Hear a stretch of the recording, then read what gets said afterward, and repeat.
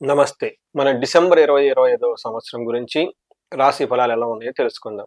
ఇందులో ముఖ్యంగా మనం తెలుసుకోవాల్సిందేంటంటే, ఈ డిసెంబర్ మంత్‌లో 4 గ్రహాలు మారుతూ ఉన్నాయండి. ఈ 4 గ్రహాల యొక్క మార్పు ఈ రాశి వాళ్ళకి ఎలా ఉందో తెలుసుకోబోయే ముందు మనకు డిసెంబర్ మంత్ అనంగానే 3 రకాల విశిష్టతలు ఉంటాయండి. ఫస్ట్ వన్ ఇది మనకి ఇయర్‌లో లాస్ట్ వచ్చే మంత్.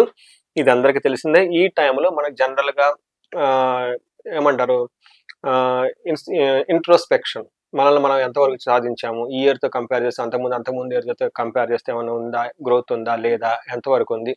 ఓ 10% సాలరీ పెరిగిందా? లేదంటే డౌన్‌లో ఉన్నామని కంపేర్ రిలేటివ్ గ్రాఫ్ చూసుకోవాల్సిన టైం ఈ టైం అండి. జనరల్‌గా ఈ రాశి వాళ్ళకి తటస్థంగా నార్మల్‌గా ఉండిపోయేది కానీ గ్రహణాల వల్ల కొంచెం కొన్ని నెలలు ఇబ్బంది పడి ఉన్నారు. బట్ ఓవరాల్‌గా అయితే పెద్ద ఇబ్బందులైతే లేవని మనం చెప్పుకోవచ్చు. నెక్స్ట్ డిసెంబర్ 16థ్ నుంచి మనకి ధనుర్మాసం స్టార్ట్ అవుతుంది. ఎప్పుడైతే ధనుర్మాసం స్టార్ట్ అవుతుందో మనకి విలేజెస్‌లో హరిదాసులు రావటం స్టార్ట్ చేస్తారు. ధనుర్మాసం సందర్భంగా విష్ణు ఆలయాల్లో నామగోత్రాలు చదువుతూ ఉంటారు. వీటితో పాటు ముఖ్యంగా మనం ఊళ్ళల్లో పేడ కల్లాపు చల్లుకోవటం, గొబ్బెమ్మలు పెట్టుకోవటం, రంగోలి ముగ్గులేసుకోవటం, రుగ్గులు కాంపిటీషన్ పెట్టుకోవడం చూస్తూ ఉంటాము. అక్కడి నుంచి మనకి సంక్రాంతి పండగకు సంబంధించిన ఉత్సవం, సెలబ్రేషన్స్ అన్నీ జరుగుతూ ఉంటుంది. ఇది రెండోది. మూడోది మన అందరికీ తెలిసిందే. ఈ టైంలో సాఫ్ట్‌వేర్ వాళ్ళకి డౌన్ టైమ్ అంటారు. సర్వర్‌లు నో కోడింగ్ అంటూ ఉంటారు రకరకాల లాంగ్వేజెస్‌లో. లీవ్‌లు ఎన్‌కాష్‌మెంట్ చేసుకోవటం లేదా ఎక్కువగా వెకేషన్స్‌కి వెళ్తూ ఉంటారు. ఈ టైంలో ఇండియాలో ట్రావెల్ చేయడానికి చాలా ఆహ్లాదకరంగా ఉంటుంది. అన్ని టూరిస్ట్ స్పాట్స్ అంతా చాలా బావుంటాయి. ఈ ప్రకారంగా మనం ఏ ప్రకారంగా చూసుకున్నా 3 ముఖ్యమైన విశిష్టతలు కలిగి చక్కగా ఉన్నతంగా ఇప్పటిదాకా ఆధ్యాత్మికంగా ఉన్న మనం ఇక ముందు బయటికెళ్ళిపోయి ఎక్స్‌టర్నల్‌గా ఎంజాయ్ చేసే టైం అని మనం చెప్పుకోవచ్చు. అయితే ఈ టైంలో కన్య రాశి వారికి ఎలా ఉందంటే, ఈళ్ళకి వాతావరణం గ్రహస్థితి మిక్స్‌డ్‌గా ఉంది. అంటే ఆఫీస్‌లో బావుంటుంది. ఇంట్లో కొంచెం ప్రాబ్లమ్‌గా ఉంటుంది. ట్రావెల్ చేయడానికి అనుకూలంగా ఉంటుంది. ట్రావెల్స్‌లో ఇబ్బంది పడుతూ ఉంటారు. అలా కొన్నిట్లో అనుకూలంగా, కొన్నిట్లో ప్రతికూలంగా అప్స్ అండ్ డౌన్స్‌తో ఎక్కువగా కూడి ఉంటుంది. బట్ ఓవరాల్‌గా ఒక నార్మల్‌గా అంత పెద్ద ఇబ్బంది పెట్టేదైతే ఏమీ లేదని మనం తెలుసుకోవచ్చు. ఇందులో గ్రహాలు మనం 4 మారుతున్నాం కాబట్టి, మనకి సంస్కృతంలో మహర్షులు ఏం చెప్తారంటే జ్యోతిష్య శాస్త్రంలో మనకి 4 ముక్కల్లో చెప్తారు. టోటల్ సమ్మరీ ఎలా ఉండబోతుందంటే ఫస్ట్ మానహాని, రిపప్రియం, రాతి భయం, విభూతిం అంటారు. ఇవి సంస్కృతంలో దాని మీనింగ్ ఏంటంటేనండి, ఇప్పటిదాకా మిమ్మల్ని ఎవరైతే గనక అవమానం చేస్తూ ఉంటారో వాళ్ళకి మిమ్మల్ని అవమానం చేసే ఈ టైంలో వాళ్ళకి గ్యాప్ వస్తుంది. వాళ్ళకి ముందు మిమ్మల్ని అవమానించడానికి అనుకూలంగా లేని పరిస్థితి ఉంటుంది. శత్రువుల పైన మీరు గనక కూర్చొని మాట్లాడితే మీది పైచేయిగా ఉంటుంది.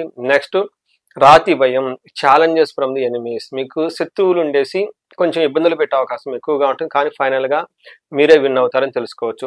ఆల్ రౌండ్ ప్రాస్పెరిటీ శుక్రుడు వల్ల కలుగుతూ ఉంటుంది. సో, ఈ ప్రకారం గనక చూసుకుంటే కొన్నిట్లో బావుంది, కొన్నిట్లో బాగలేదని మనం తెలుసుకోవచ్చు. మనం గ్రహం వైపు చూసుకుంటే సూర్యుడు 4వ ఇంట్లో ఉండటంతోటి ఇంటికి సంబంధించిన వ్యవహారాల్లో కొంచెం ఇబ్బందికరంగాను, ప్రొఫెషనల్ మ్యాటర్స్‌లో చాలా యాక్టివ్‌గా ఉండే అవకాశం ఎక్కువగా ఉంటుంది.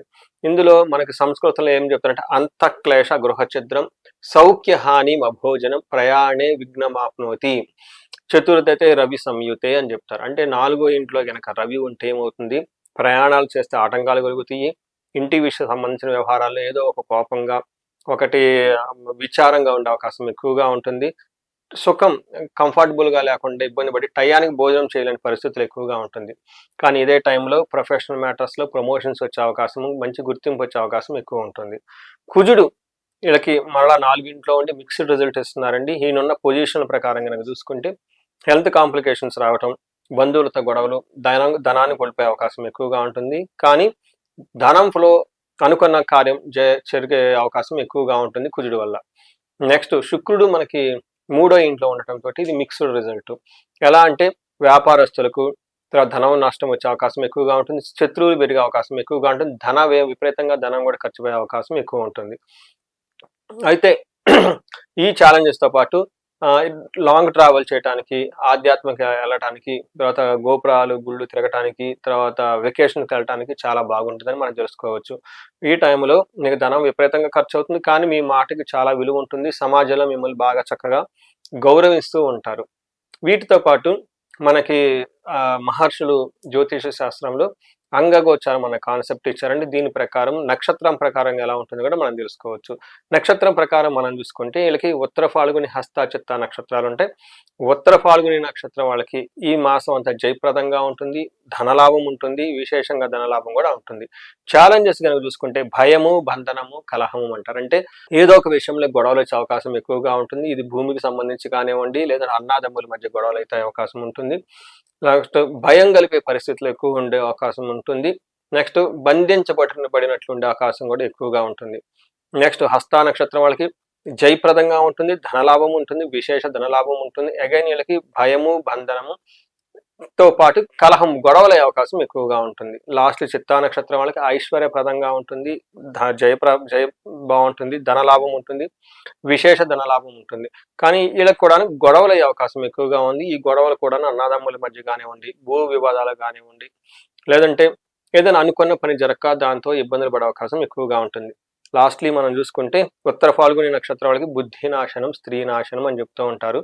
హస్త వాళ్ళకి స్త్రీ నాశనం, చిత్తా వాళ్ళకి స్త్రీ నాశనం. అంటే మీ ఇంట్లో కానీ మీకు సంబంధించిన లేడీస్ అయితే జెంట్స్కి, జెంట్స్ అయితే లేడీస్కి వాళ్ళకి ప్రాబ్లం రావడంతో సబ్సీక్వెంట్గా ఆ ప్రాబ్లం మీకు ప్రాబ్లంగా అయ్యే అవకాశం ఎక్కువగా ఉంటుంది. సో ఇవి మీకు ఉత్తర ఫాల్గుని నక్షత్రం వాళ్ళకి బుద్ధి నాశనం, రాంగ్ డెసిషన్ తీసుకునే అవకాశం ఎక్కువగా ఉంటుంది.